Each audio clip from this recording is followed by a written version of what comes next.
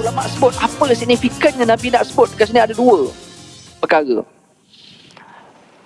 Dan ini juga kita boleh berfikir sama-sama malam ni tuan-tuan dan puan, adalah kita berfikir dari sudut konteks, bukan teks hadis mata-mata. Bila Nabi sebut secara tekstualnya, apa yang ada di antara rumah aku dan mimbar aku, ma baina baiti wa minbari. Assalamualaikum warahmatullahi wabarakatuh. Alhamdulillah rabbil alamin. Wassalatu wassalamu ala sayyidil mursalin imamil muttaqin wa qudwatin nasi ajma'in Sayyidina Muhammad wa ala alihi wa sahbihi ajma'in. Rabbi shrah li sadri wa yassir li amri wahlul 'uqdatam min lisani yafqahu qawli wasaddiq lisani bihaqqi Muhammadin sallallahu alaihi wasallam. Allahumma adkhilna mudkhala sidqin wa akhrijna mukhraja sidqin waj'alna min ladunka sultanan nasira. Allahumma arinal haqqa haqqan warzuqna ittiba'ah wa arinal batila batila warzuqna ijtinabah. Wa sallallahu ala sayyidina Muhammad wa ala alihi wa sahbihi ajma'in. Walhamdulillahi rabbil alamin. Al-Fatihah. A'udzu billahi minasy syaithanir rajim. Bismillahirrahmanirrahim. Alhamdulillahi rabbil alamin. Ar-Rahmanir Rahim. Maliki yaumiddin. Iyyaka na'budu wa iyyaka nasta'in. Ihdinas siratal mustaqim, siratal ladzina an'amta 'alaihim ghairil maghdubi 'alaihim waladdallin.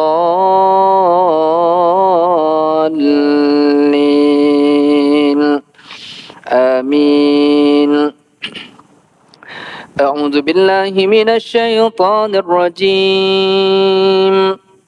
Laqad ja'akum rasulun min anfusikum azizun 'alaihi ma 'anittum harisun 'alaikum bil mu'minina raufur rahim.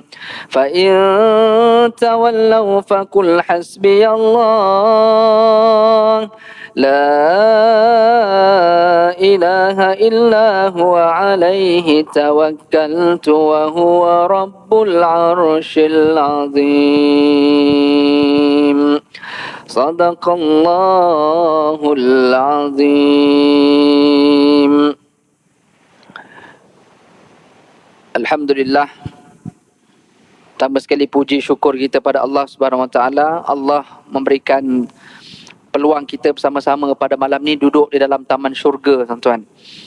Raudhah min riyadil jannah.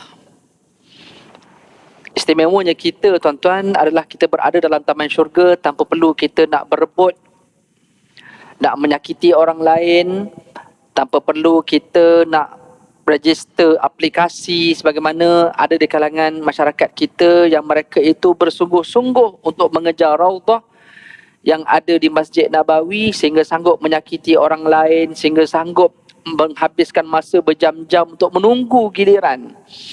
Dan yang lebih dahsyat lagi, menyalahkan atau memburukkan travel agency yang tak boleh nak provide, nak sediakan dia slot untuk masuk ke raudhah di Masjid Nabi itu. Tuan-tuan, ulama sebut dalam hadis, dalam tafsiran kepada Raudhah min Riyadil Jannah, ulama sebut kenapa dekat Masjid Nabi itu ada satu tempat namanya Raudhah.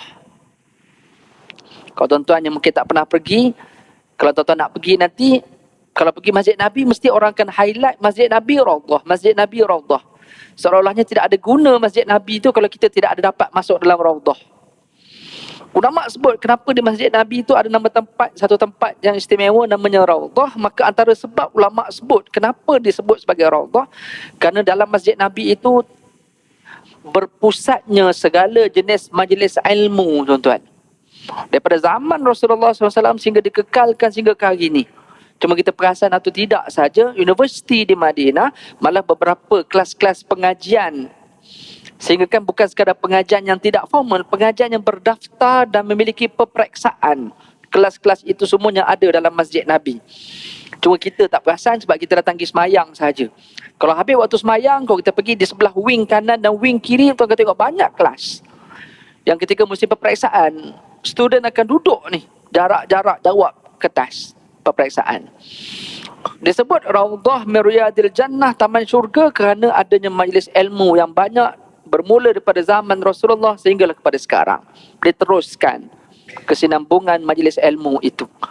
Dan tuan-tuan sekalian, kita tak boleh nak nafi keistimewaannya ada pada masjid Nabi itu, iaitu pada solatnya yang Nabi sebut. Salatu fi masjidi hadha afdalu bi alfi raka'atin illa al-masjidil haram. Solat di masjid aku ini pahalanya 1000 ganjaran pahala kecuali Masjidil Haram. Masjidil Haram hadis yang lain 100,000 ganjaran pahala. Tuan-tuan, kenapa orang kita berebut Raudhah di masjid Nabi tetapi tidak berebut Raudhah di sini? Okey. Dan kita juga jangan terlupa Raudhah di masjid Nabi itu Nabi sebut ma baina baiti wa minbari. Apa yang ada pada rumah aku dan mimbar aku. Dan ulama sebut apa signifikannya Nabi nak sebut dekat sini ada 2 perkara. Dan ini juga kita boleh berfikir sama-sama malam ni tuan-tuan dan puan, adalah kita berfikir dari sudut konteks, bukan teks hadis mata-mata. Bila Nabi sebut secara tekstualnya apa yang ada di antara rumah aku dan mimbar aku, ma baina baiti wa minbari. Tuan-tuan ni sekarang ni mihrab Nabi, contoh kita kata ni mihrab Nabi tuan-tuan, mimbar Nabi sebelah situ, mihrab Nabi tengah-tengah, rumah Nabi sebelah sini. Jadi Nabi beritahu apa yang ada antara rumah aku dan mimbar aku, Raudhah min Riyadil Jannah. Tekstualnya Nabi sebut rumah aku dan mimbar aku. Tapi dalam memahami sesuatu ayat Al-Quran ataupun hadis, bukan semata-mata kita memahaminya dari sudut literal semata-mata. Bukan kita memahami dari sudut tekstual semata-mata. Tetapi kita perlu memahami secara kontekstual. Ma baina baiti wa minbari. Kontekstualnya yang pertama adalah perkataan aku itu. Rumah aku dan mimbar aku. Aku itu adalah konteksnya. Keistimewaan yang ada pada Raudhah di masjid Nabi itu adalah kerana adanya Rasulullah sallallahu alaihi wasallam. Di mana kalau ditakdirkan Nabi tak berhijrah ke Madinah tuan-tuan, tidak adanya pembinaan masjid yang kedua dalam sejarah Nabi. Yang pertama Masjid Quba, masjid yang kedua adalah Masjid Nabawi. Kalau Nabi tidak berhijrah ke situ, tidak dibinanya Masjid Nabawi, tidak adanya rumah Nabi dan mimbar Nabi, maka Raudhah itu tidak ada apa-apa. Konteksnya adalah keistimewaan Raudhah itu datangnya daripada Rasulullah sallallahu alaihi wasallam. Tapi kenapa orang kita rebut Raudhah bukan rebut Rasulullah? Dia sanggup menjerit dalam Raudhah ni sedangkan Rasulullah di sebelahnya. Sedangkan dia mengetahui ayat Al-Quran, ya ayyuhallazina amanu la tarfa'u aswatakum fawqa sautin nabi. Wahai orang yang beriman, jangan kamu meninggikan suara kamu lebih daripada suara Rasulullah sallallahu alaihi wasallam. Tapi dia boleh menjerit dalam tu, especially orang perempuan, minta maaf, kaum ibu.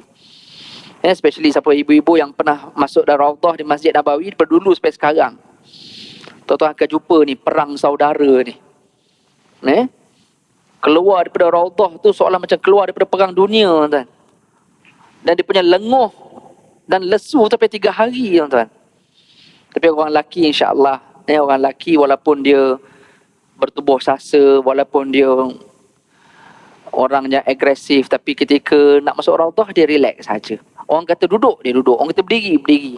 Orang lelaki. Kalau hari ni pula kalau guna apps, nampak lebih bertenang tuan-tuan. Tapi orang perempuan bagilah apa teknologi pun, na'udzubillah min zalik. Itu hebatnya orang perempuan tuan-tuan. Kalau polis tu marah dia marah balik polis. Dia sanggup tu demi nak mengejar mimbar dan rumah Nabi, tapi dia mengabaikan Nabi sallallahu alaihi wasallam. Tuan-tuan sekalian, maka ini konteks. Hari ini Allah pilih kita berada dalam taman syurga namanya majlis ilmu. Tuan-tuan yang kita tidak perlu berebut pun. Tapi berapa ramai orang yang mengabaikannya. Maka muslimin dan muslimat tuan-tuan sekalian, kita rasa bertuah dan beruntung. Bukan sekadar kita duduk dalam majlis ilmu, tapi kita dapatlah juga feeling-feeling duduk dalam majlis ilmu dalam masjid Rasulullah sallallahu alaihi wasallam sebagaimana yang ada di Masjid Al-Falah, tuan-tuan ni. Tuan-tuan muslimin dan muslimat yang dikasihi sekalian, maka dalam memahami tekstual dan juga kontekstual dalam kehidupan harian kita hari ini, terlalu banyak perkara yang kita perlu, saya dan kita semua perlu perbaiki dalam apa jua keadaan. Sebagai contoh, Allah suruh kita semayang. Sebagai contoh, Nabi suruh kita datang masjid berjamaah. Teksnya begitu. Tetapi yang Nabi perlukan daripada situ adalah bukan semata-mata arahan itu.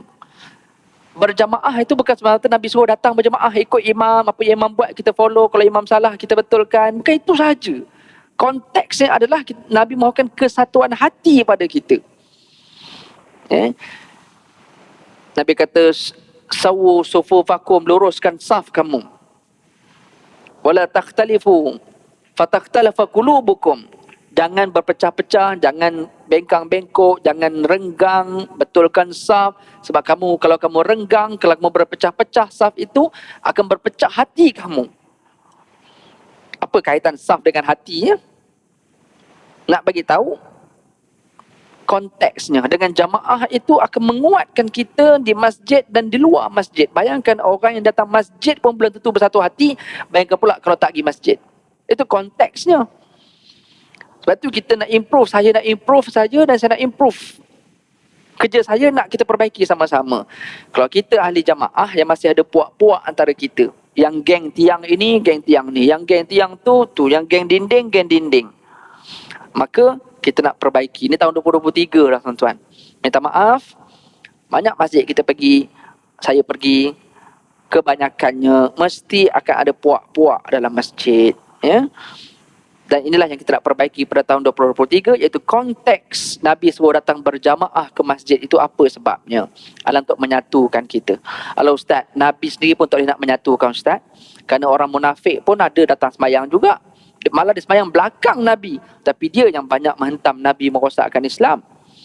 Jadi, apa poin kita? Jadi zaman sekarang pun kita takkan mampu Ustaz nak bersatu. Kalau zaman Nabi pun tak mampu nak bersatu.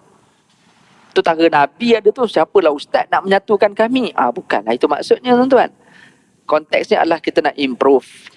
Supaya kita nak kurangkan perbalahan dan perselisihan antara kita dengan kita menjadi kuat disebabkan solat jamaah yang kita dirikan, yang kita laksanakan secara berjamaah, secara yang sama. Maka kita berharap kita keluar dengan kesatuan hati yang sama. Ini konteksnya. Begitu juga membaca Al-Quran. Al-Quran itu pahalanya bukan semata-mata dengan dibaca maka berpahala. Maka yang paling utama Allah turunkan Al-Quran itu bukan untuk dibaca. Kalau untuk dibaca saja, orang kafir boleh baca Al-Quran. Malah mereka lagi hebat, ada orang yang bukan Islam, mereka menjadi pensyarah tafsir Al-Quran, especially di Jordan. Saya belajar Mesir yang mengajar tafsir Al-Quran, yang mengajar hadis, semua wajib orang Islam. Tak ada.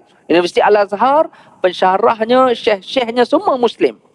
Tapi kalau di Jordan tuan-tuan, mereka ada pensyarah yang mengajar hadis dan yang mengajar Quran yang bukan agama Islam.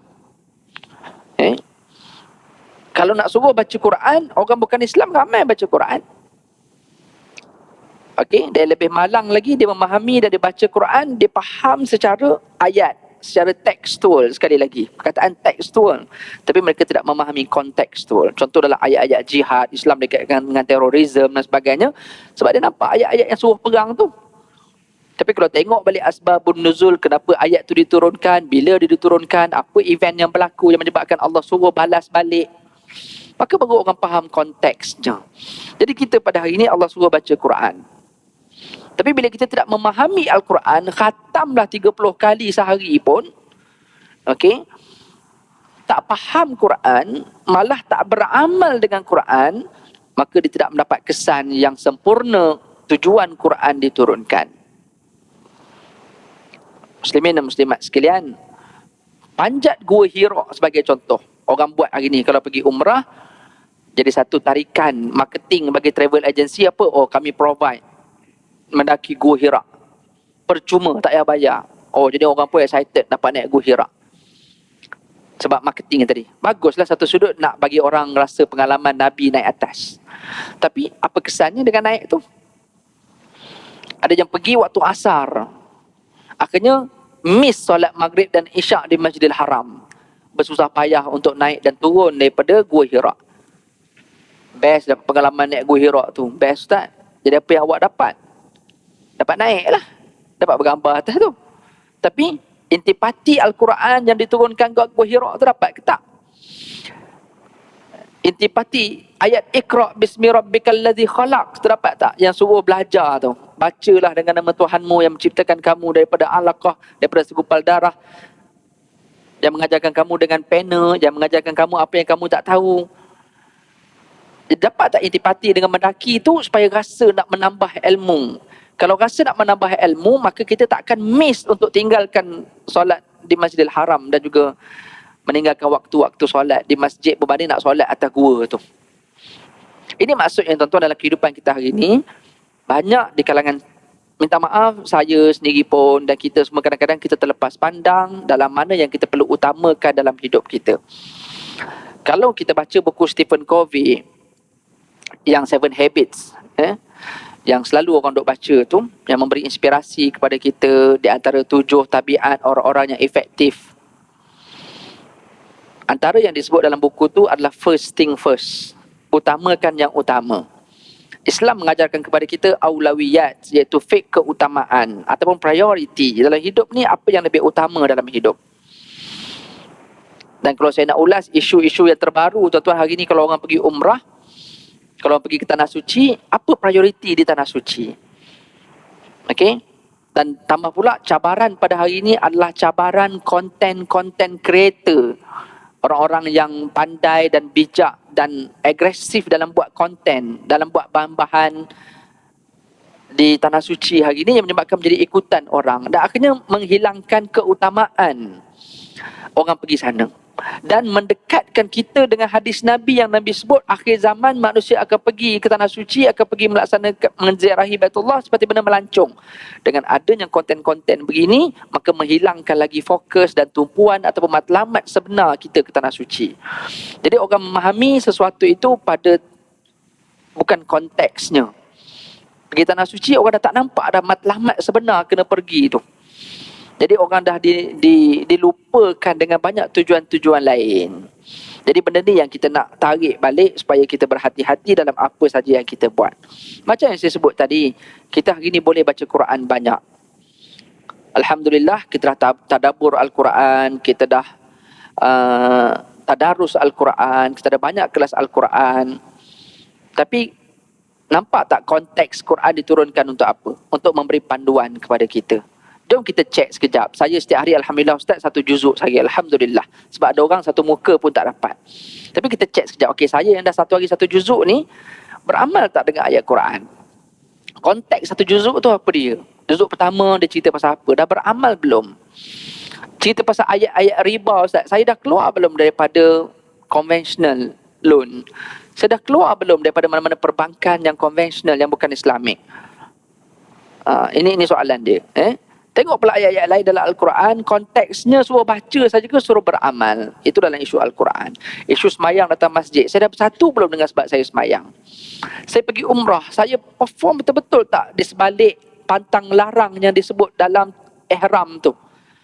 Yang kita dah nampak kuku, yang kita dah nampak tak boleh cabut bulu, yang kita dah nampak tak boleh berwangian. Ni pantang larang ni, konteksnya adalah kita kena patuh dan taat kepada Allah. Itu konteksnya. Mana lepas daripada ihram, kita dah bebas daripada ihram, bukan maksud kita boleh buat semua yang Allah dah benarkan. Tak juga. Secara falsafahnya, bila dalam buat ibadat, ada benda yang boleh buat, ada benda tak boleh buat. Bermaksud dalam hidup kita, ada benda boleh buat, walaupun kita tidak berihram, tapi dalam hidup kita ada banyak benda yang kita sedang ihram. Yang kita perlu ihramkan diri kita walaupun kita tak buat umrah, walaupun kita tak pakai kain putih dua helai yang tak berjahit tu. Tapi hari ni orang gagal memahami konteks. Yang dipikir dia kena jaga diri dia ketika berihram. Mulut jaga, ni jaga. Tak cakap lebih tengah berihram. Adakah bermaksud lepas habis ihram boleh buat? Ini yang berlaku. Bila balik umrah, dia lepaskan semua ketidakpuasan hati dia, semua benda lah. Sebab di Mekah tak boleh Ustaz, kita diajar kat Mekah, Madinah ni tak boleh cakap lebih. Jadi maksudnya lepas balik boleh cakap. Ini soalannya. Dia kutuk sana, tak puas hati sana sebagainya. Dia tak cari solution. Kan? Dia tak buat solution tu dengan travel agency yang terlibat dan sebagainya. Ini realiti yang berlaku ni tuan-tuan. Dan lebih menakutkan kalau kita buka dekat Facebook, grup umrah. Tuan carilah grup umrah. Dia dah jadi medan melepas geram tuan. Asalnya dekat situ untuk info-info je. Tapi dia jadi medan melepas geram. Na'udzubillah tuan. Saya sebut pada tuan-tuan, saya orang yang bawa orang pergi travel. Bukan umrah saja. Dah lebih dekat 70 negara, lebih dekat 80 negara kita pergi. Tapi berhadapan dengan manusia yang sama. Tapi kalau pergi ke negara lain tuan-tuan, walaupun ada banyak kekurangan, tapi dia tak sama macam pergi umrah. Orang berhadapan dengan ujian pergi umrah ni, dia punya geram dia punya tak puas hati dia, walaupun pergi Europe, pergi mana, ada juga tak puas hati, tapi dia tak sama dengan macam balik umrah. Ni cabaran Allah bagi kepada orang yang nak buat amal soleh. Bukan maksud travel agency tak boleh ditegur. Bukan maksud kena ada konsep redha. Itu pun salah juga. Kita ni kena redha je apa berlaku kat Mekah. Itu pun salah. Saya tak setuju kalau ada ustaz-ustaz cakap macam tu. Apa saja yang berlaku dekat Mekah, Madinah kita kena terima. Tak boleh. Profesional, satu-satu agensi itu kena profesional dalam management dia dan sebagainya.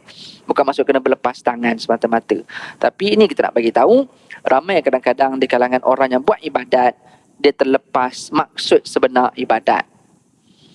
Okey, maka sebab itu saya ulang daripada awal tadi, kita berada dalam majlis ilmu sebagai contoh. Yang ramai orang terlepas majlis ilmu di Malaysia ini yang terlalu banyak. Orang duk kejar juga. Satu je raudah yang namanya dekat Madinah. Kalau dia tak dapat slot raudah tu, dia punya menyalahkan agensi tu, na'udzubillah tuan-tuan. Okey. Yang lebih teruk lagi, kalau tak dapat balik air Zam-Zam tu tuan-tuan, macam seolah-olahnya tak ada umrah lah. Hari ni tengah konflik sekarang ni. Kalau balik daripada airport Jeddah, tak dapat balik air Zam-Zam. Airport Madinah, okey je. Jadi kalau mana travel agency tak boleh provide air Zam-Zam tu, macam seolah-olahnya tak ada guna lah umrah dia tu. Dan kita berharap kalau tuan-tuan kenal dengan menteri agama ke, bolehlah tolong sebut sikit benda ni. Sebab kita nak function agensi agama kita bukan sekadar bila dealing dengan Arab Saudi ni, dealing kota haji dengan buat announcement pasal tabung haji nombor 1 terbaik dalam dunia sajalah. Kita nak untuk support yang ni juga. Sebab jemaah kita dia nak kalau boleh bawa balik air Zam-Zam. So kenapa kalau airport Jeddah tak boleh bawa balik, airport Madinah boleh? Kenapa visa umrah saja boleh bawa balik, visa travel tak boleh bawa balik? Tapi kat Madinah elok je, dua-dua visa boleh. Kenapa kat Jeddah tak boleh? So benda macam ni kita harap. Kenapa kita harap? Sebab jemaah kita dia berharap. Sebab jemaah kita kalau tak dapat masuk raudah, dia rasa frust. Tak dapat balik air Zam-Zam, dia rasa frust. Sebab konteksnya pergi sana, ini benda penting. Tapi bagi jemaah yang dia faham konteks, dia pergi untuk ibadat, dapat raudah tu bonus, dapat balik air Zam-Zam tu bonus, maka dia dapat dengan tenang-tenang ketika pergi tenang, balik pun tenang. Muslimin yang dirahmati Allah, tuan-tuan dan puan sekalian. Perbincangan kita, ruang lingkup kita pada ni adalah apa saja yang kita buat dalam hidup ini, dia ada falsafahnya dan dia ada matlamatnya. Apa saja yang kita buat. Malah kita berwuduk sekalipun basuh muka, kita kentut tuan-tuan, keluar angin daripada ponggong. Tapi yang kita kena basuh bukan ponggong, yang kita kena basuh muka. Okey? Benda yang kita tak mampu nak fikir. Kalau kita pakai khuf, kalau kita memakai khuf sebagai contoh stokin kulit, yang kita dibenarkan dalam satu rukhsah yang diberikan dalam agama kita bagi orang yang pakai kasut kulit, dia dibenarkan untuk menyapu khuf tanpa perlu membasuh kakinya.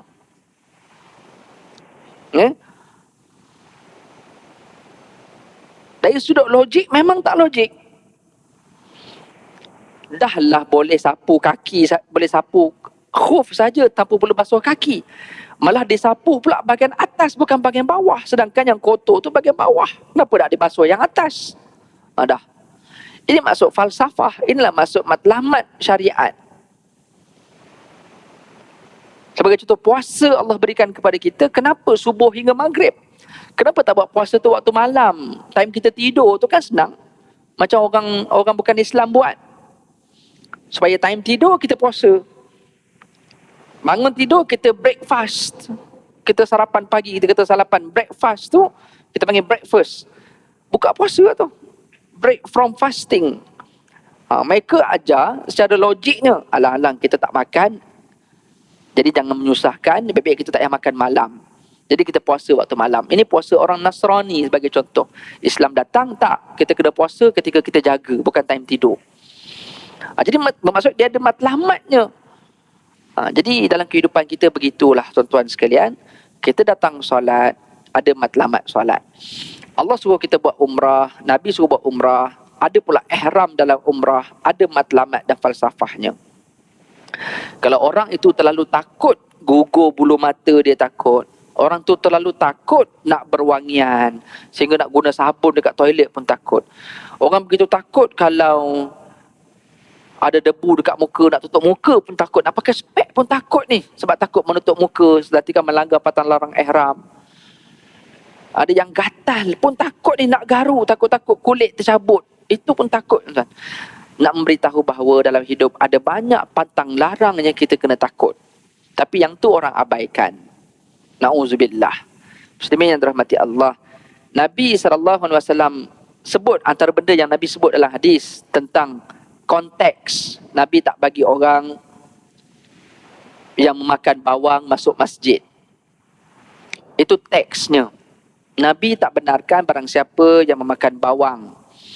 Fala yuqarribu masjidina. Man akala al-basali wa thawmi fala yuqarribu masjidina. Siapa yang makan bawang atau benda-benda yang berbau-berbau ni, tak kira bawang merah ke, bawang putih ke, atau dalam maksudnya benda yang berbau, maka jangan hampiri masjid kami. Jadi kalau faham secara teks, tak boleh jangan makan bawang, jangan pergi masjid. Tapi bagi orang yang memahami konteks atau matlamat hadis itu, bermaksud jangan mengganggu orang. Jauh tu bawang dengan mengganggu orang. Kalau bawang pun tak boleh nak ganggu, apatah lagi bau badan, bau ketiak, apatah lagi parking kereta, apatah lagi perkara-perkara yang mengganggu orang. Maka Nabi tak suka orang mengganggu orang lain ketika nak beribadat. Tapi berapa ramai orang yang dia semayang, dia lupa masalah gangguan orang tu. Yang penting aku tidak terganggu dengan Allah. Maka dia lupakan handphone dia berbunyi pun lantak. Sedangkan dia wajib bergerak ketika handphone dia berbunyi. Dia wajib bergerak. Batal ke semayang saya Ustaz? Tak batal, sebab dia sedang buat benda yang wajib. Mala yatimul wajib illa bihi fahuwa wajib. Tidak sempurna suatu kewajipan melainkan dengan dibuat kewajipan tersebut, maka melakukan perkara yang menjadi kewajipan itu adalah wajib. Maksudnya apa? Contoh, kita semayang, kita terganggu dalam solat kita, wajib khusyuk, tak boleh ada gangguan. Maka datang perkara yang mengganggu khusyuk kita, maka menghilangkan gangguan itu adalah kewajipan. Handphone berbunyi, maka menghilangkan bunyi handphone itu adalah kewajipan. Tapi ada orang diabaikan bunyi sebab tak boleh, saya tak boleh bergerak sebab saya tengah semayang. Salahlah maksudnya. Muslimin yang dirahmati Allah, tuan-tuan dan puan sekalian.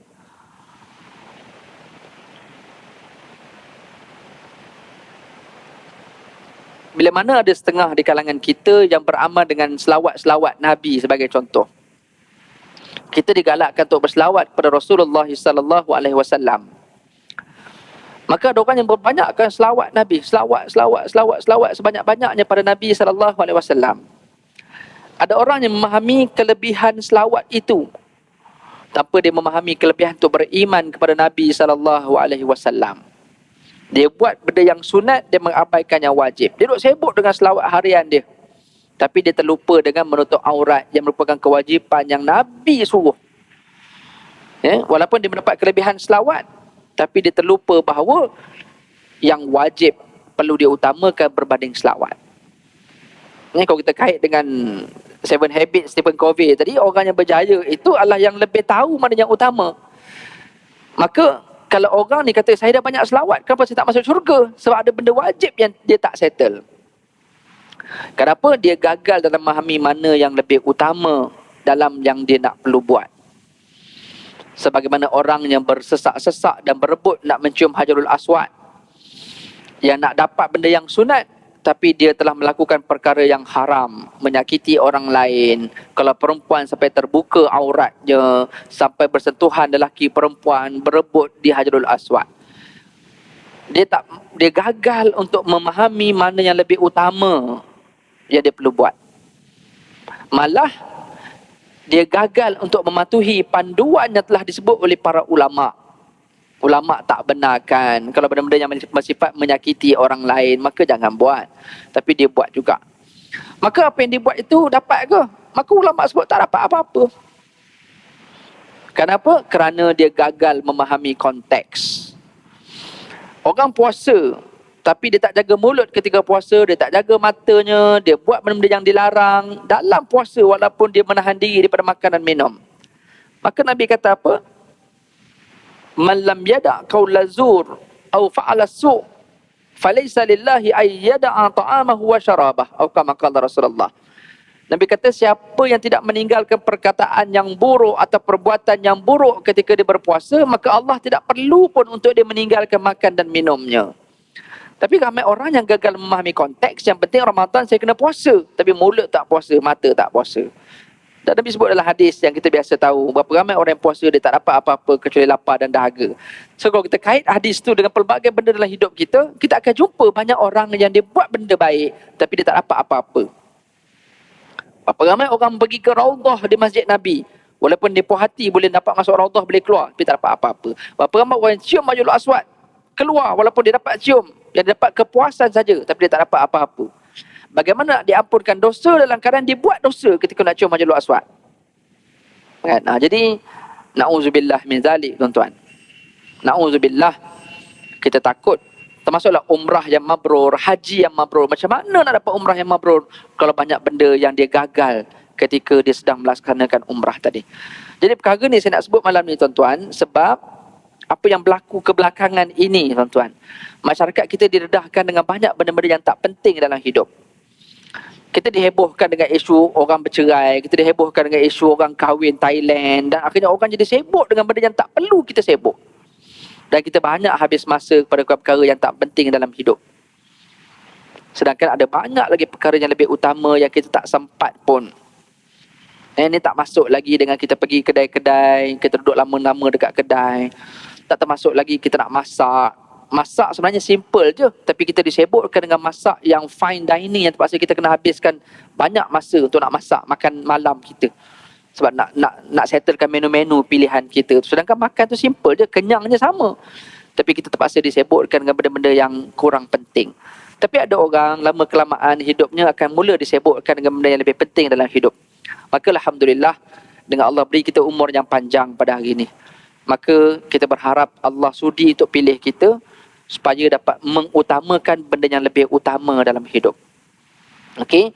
Sehingga kan banyak benda-benda yang harus dalam hidup pun akhirnya kita dah mula tinggalkan, tuan-tuan. Benda-benda yang harus kita tinggalkan. Sebab kita mengutamakan benda yang wajib dan benda yang sunat. TV boleh tengok, tapi kita dah mula tak sempat tengok TV. Bersembang, kita boleh sembang, tapi tak sempat sebab banyak Quran nak kena baca. Ini maksudnya, bila mana Allah pilih kita jadi orang yang boleh mengutamakan yang lebih utama, hidup kita akan lebih tenang. Inilah harapan saya dalam perkongsian kita malam ni.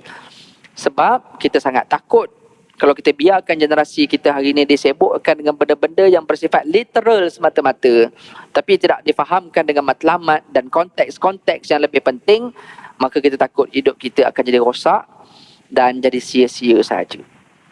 Wa na'udzubillah min zalik. Saya berharap perbincangan kita malam ni untuk tazkirah saya, ingatan kepada saya dan kita semua, supaya apa saja tindakan kita selepas ini, kita lebih mengutamakan matlamat, mengutamakan tujuan sesuatu, mengutamakan maqasid sesuatu daripada semata-mata kita buat apa yang kita perlu buat. Wallahu a'lam. Aku qauli hadza wa astaghfirullahal azim. Itu sahaja untuk malam ni. Minta maaf salah silap saja, dan kita berharap malam ni Allah makbulkan doa-doa kita dengan sebab hujan yang Allah turunkan. Tuan-tuan gunakanlah kehebatan tuan-tuan untuk berdoa, hubungan baik tuan-tuan dengan Allah. Supaya tuan-tuan tolong doa bukan saja kita dan family, tolong doa masyarakat sekeliling kita. Sebab kita berada pada satu zaman, pada satu alam yang sangat bahaya pada hari ini. Kalau korang tengok kat social media, tengok kat mana-mana, kita berada pada satu zaman yang penuh dengan ancaman. Maka tuan-tuan tolonglah doa. Setiap kita tuan-tuan ada peluang berdoa, jangan lupakan orang lain, jangan lupakan saudara lain. untuk tuan-tuan doakan juga. Aku qauli hadza wa astaghfirullahal azim. Minta maaf salah silap. Wabillahi taufiq wal hidayah. Wassalamualaikum warahmatullahi wabarakatuh. Subhanakallahumma bihamdika asyhadu an la ilaha illa anta wa nastaghfiruka wa natubu ilaik. Bismillahirrahmanirrahim. Wal 'asr. Innal insana lafi khusr illa alladziina aamanu wa 'amilus salihati wa tawassaw bil haqqi wa tawassaw bis sabr.